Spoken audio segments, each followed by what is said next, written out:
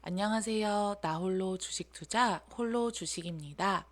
오늘은 삼성전자 주식 진짜 문제는 이것 극복하면 주가 상승 시간 문제라는 주제를 가지고 영상을 찍어 보도록 하겠습니다.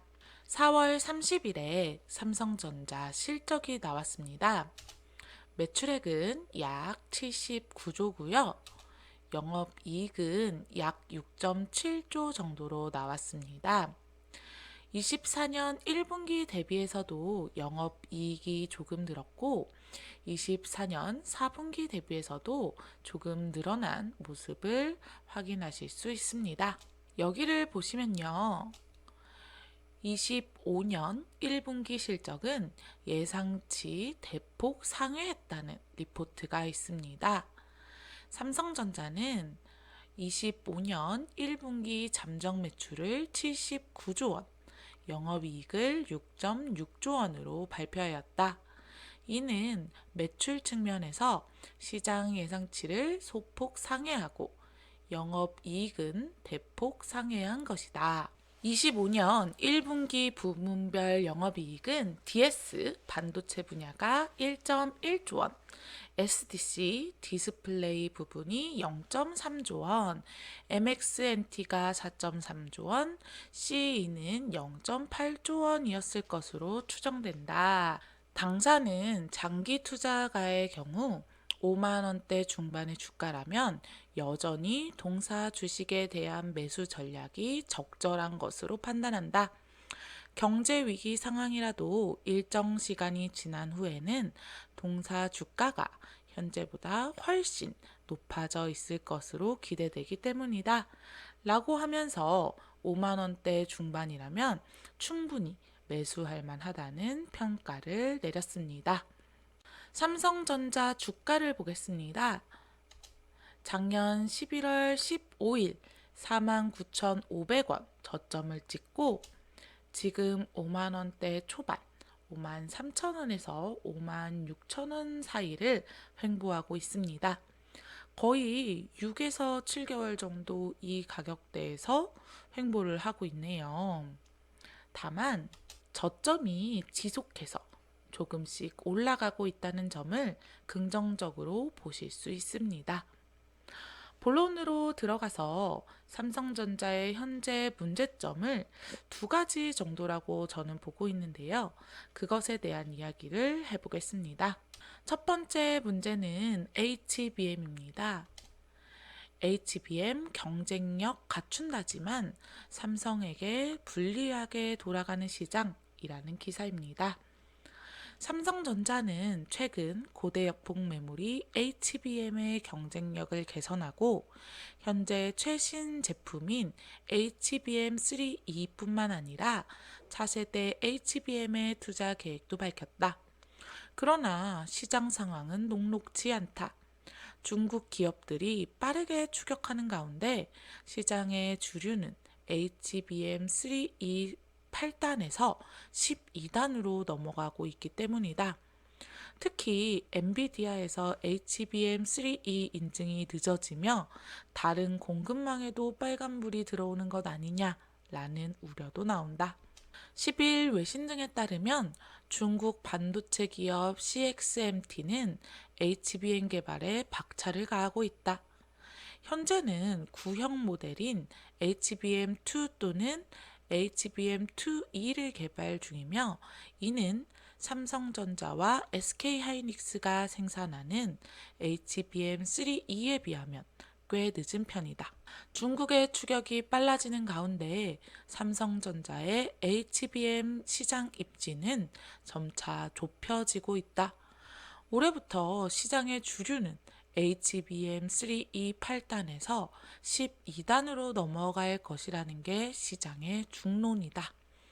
현재 12단을 양산하는 곳은 SK하이닉스가 유일한데 미국의 마이크론도 최근 엔비디아 승인을 받으며 12단이 시장의 상당 부분을 차지할 것으로 전망된다. 삼성전자의 사정은 다르다. HBM 시장의 큰손인 엔비디아는 1분기에도 삼성전자의 HBM3E 인증 결과를 발표하지 않았다. 최근 삼성전자가 발표한 1분기 확정 실적에서도 HBM의 이 같은 분위기를 엿볼 수 있다. 삼성전자는 30일 연결 기준 확정 실적을 발표한 뒤 진행된 컨퍼런스 콜에서 회사는 HBM 판매량은 1분기 저점을 찍었다며 전분기 대비 HBM3E 수요가 감소했다라고 밝혔다. 삼성전자는 작년부터 주가가 굉장히 안 좋아졌는데요. 저점인 49,000원을 찍은 요소 중에 하나가 HBM이라는 정말 중요한 부품을 엔비디아로 납품하지 못했기 때문입니다. HBM에 대한 불안한 흐름이 아직까지 이어지고 있으며 주가도 그래서 지지부진한 게 아닌가 하는 생각이 듭니다. 두 번째 문제는 파운드리의 적자입니다. 저는 이 문제가 조금 더 심각하다고 보고 있습니다. 메모리 사업은 D램, 낸드 플래시 가격 상승세에 3조 원가량 영업이익을 거뒀지만 파운드리 사업의 부진이 반도체 전체 실적을 끌어내린 것으로 분석됐다. 여기를 보시면 부분별 영업이익에서 DS가 1.1조 원이고요. DS는 메모리와 파운드리를 합한 영업이익입니다.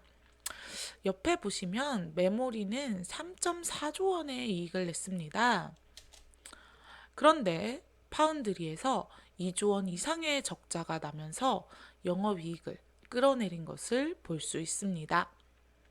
매 분기 이렇게 적자가 난다면 삼성전자는 매년 거의 10조 원에 가까운 적자를 낼 수 있습니다.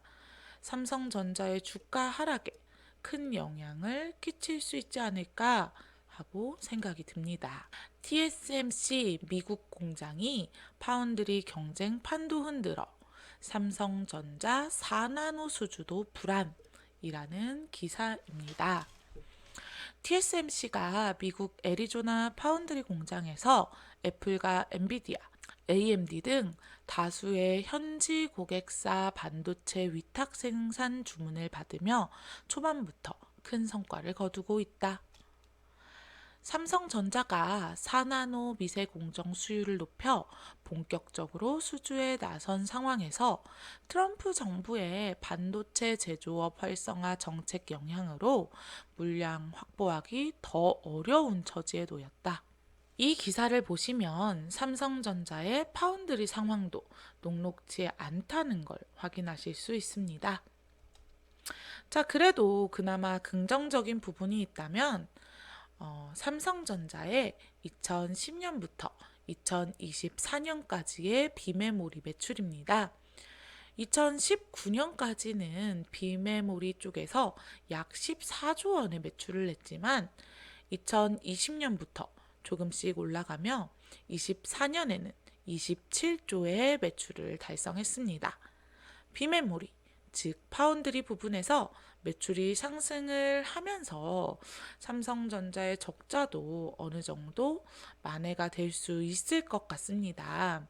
시간이 지나면서 조금씩 개선이 되는 모습을 볼 수 있겠죠. 적자의 폭이 축소가 되면서 삼성전자의 주가에도 긍정적인 효과를 보이면 좋겠습니다.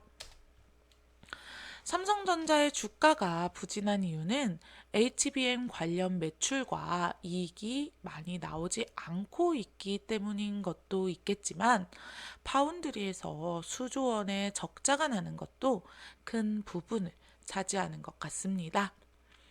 현재 삼성전자의 주가는 이런 것들이 대부분 반영이 되고 있는 것 같고요.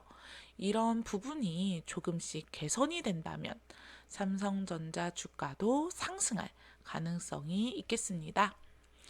여러 방면으로 최악의 시간을 보내고 있는데요. 삼성전자의 저력을 믿어보면서 장기 투자 이어나가겠습니다. 오늘은 여기까지 하겠습니다. 감사합니다.